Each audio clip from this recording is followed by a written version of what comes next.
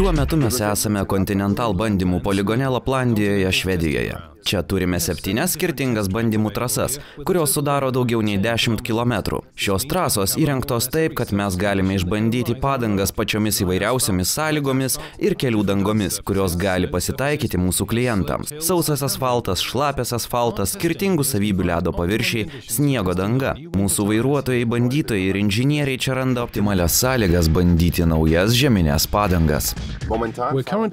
Šiuo metu mes važiuojame ledu ant užšalusio ežero. Šio ledo storis gali lengvai išlaikyti ne vieną bandymo automobilį, taip pat ir sunkvežimį.